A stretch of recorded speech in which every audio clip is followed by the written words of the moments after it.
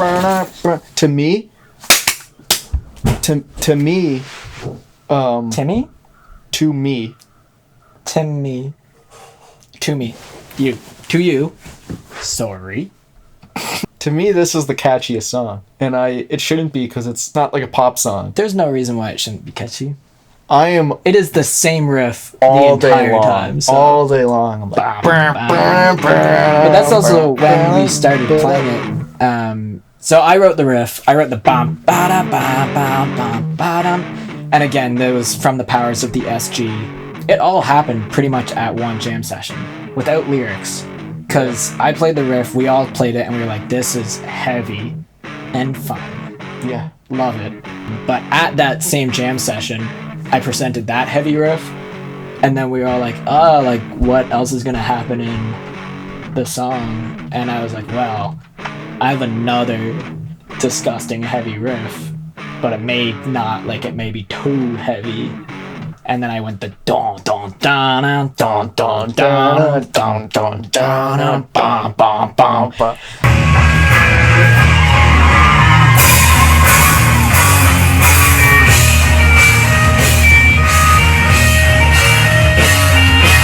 And I don't know if you and Johnny were... I couldn't read your guys' minds. You guys just watched me play that. yeah. Didn't know what you guys were thinking. Simon lit up. Oh yeah, Simon was so ate excited. that shit up. He was so excited, and that's how we knew like the bass part was going to come in first. It's also like it's a heavy and like lyrically it's super aggressive, but it's also like one that has the most like meaning behind it. I do a lot of music, but I also really like visual art and stuff as well. And sometimes like I'll switch back and forth between being in like music mode and like drawing and thinking of stuff like to do art wise. Very quickly the song turned into this war between like a writer and a painter, and then it's all about how like the painter cries when the paint dries and all that, and the paint drying is symbolistic of like me when I'm doing like a painting or like a drawing and I kind of just drop it and leave it where it's at and I never finish it, and then I go and write songs. And then the second verse is even more aggressive, and it talks about how I murder the painter and like shoved my knife into him and dropped his scrawny knees down. And then the bridge of the song, we played it, and then you came up with your... Yeah, it was just like, I don't know what came over me, but we were jamming it, and then I was like, I don't want to play a lead part. I don't want to play a cool riff. I want to try and make ambulance siren sounds with my guitar, because I feel like that's just what the situation's calling for. Yeah, it's like very heavy. And like even lyrically, like at the end of that second verse, it's like the painter's dead and stuff, so like it kind of is very fitting for the ambulance noises to be happening. Yeah. And it was crazy to watch you, like we were playing it and I saw Zach like just like kind of hitting notes but like not super loud and confidently, and then like out of nowhere he just like dropped his pick and started going and all of us just like looked over and he was just not looking at us, he was just like wiling out, and we were all like, alright, that is it. And then it stops and we go back into the and Zach's just just start screaming on the guitar.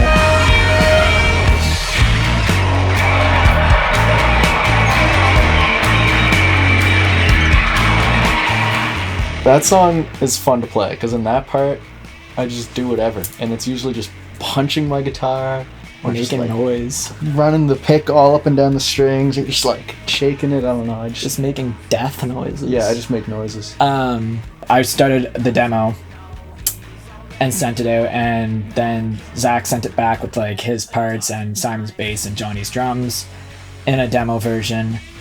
And then I was listening to it a lot, and I heard screaming. I just heard screams.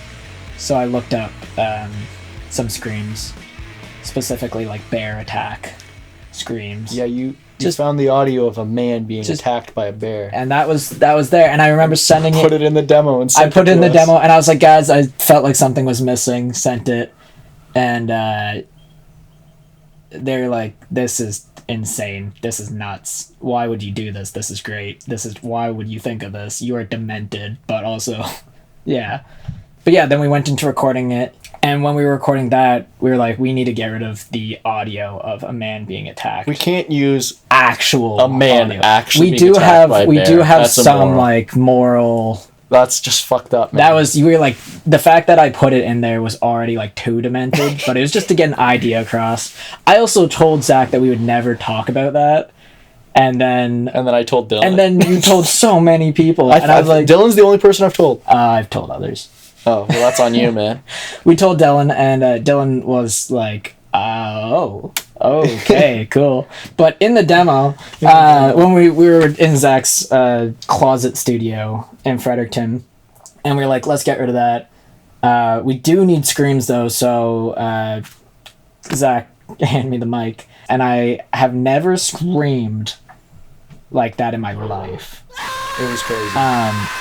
Johnny and I have had the conversation of like, what would you do if a bear was attacking you? Yeah. Multiple times. So I had to put myself back into that conversation and think about how I would sound if I was getting mauled to death, which is a crazy headspace to just casually put yourself in. Yeah.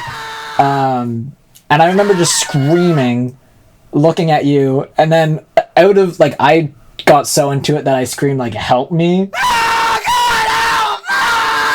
Yep. Through the screaming, and I remember looking at you at one point and being like, you were just like in shock of like fear, and it was insane. Listening back to it now, I'm like, that is not me.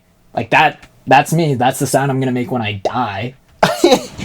But the fact that I've heard it now, I'm like, that's not right. I'm not supposed to hear my death noise yet. Yeah.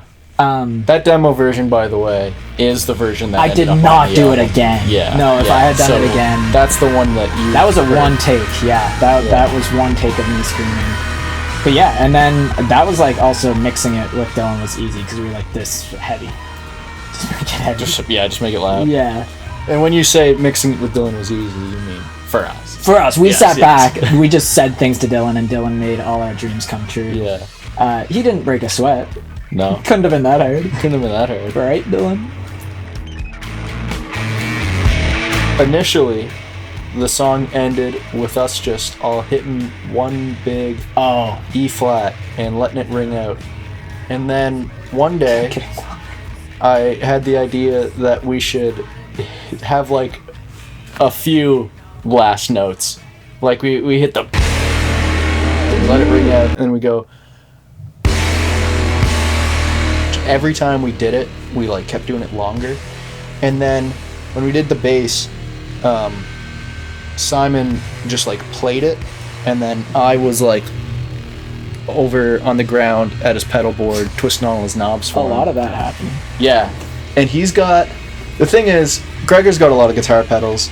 Gregor's guitar pedals all have practical uses. They, you know, there's a reverb, there's a distortion, there's a compressor probably. I've got a lot of guitar pedals. My guitar pedals all have practical uses. There's a delay, there's a reverb.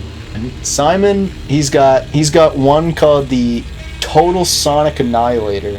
Which does exactly what it says. It just breaks your tone. It's got one called the Plasma Pedal, and it's got like a lightning bolt that like you could watch like shoot through It's it. like one of those plasma balls that you get where you like touch it and the electricity's like there's electricity visible. Yeah, when you're you use watching it. And the there is electricity a go. warning on it that says if this pedal breaks, do not try to fix it yourself. Like send it away because it could kill you. You'll die. You'll most likely die.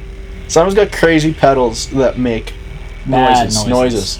And so when we recorded the end of Pigs Fly on the bass, and I was like playing with his pedals while he was playing the part, we ended up dragging that last note out for so long, and when it gets all the way to the end, it's still distorting and compressing his tone so much that even when there's almost no signal coming out of his bass at all, it just starts doing this like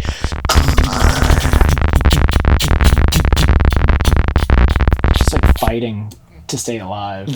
and it sounds so Awful. cool. I love it. Sounds so bad. It's but it sounds perfect. It might be my favorite part of the album. That's a is lie. the very end of That Pigs is a Fly. lie. The end of the song happens Halfway through. halfway through the Yeah, song. like half the song is the song ending. There's a funny layer at the end of Pigs Fly that I'm doing with my guitar.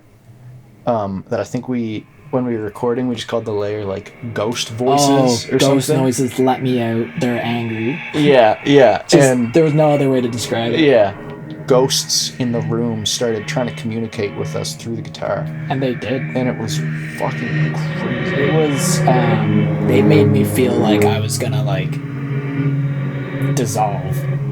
And it just went silent, and no one said anything, and it felt so quiet, and I knew that we had let them out. I haven't felt well since. Yeah, no, it's crazy. That's Pigs Fly. Yeah, I haven't felt well since we recorded that.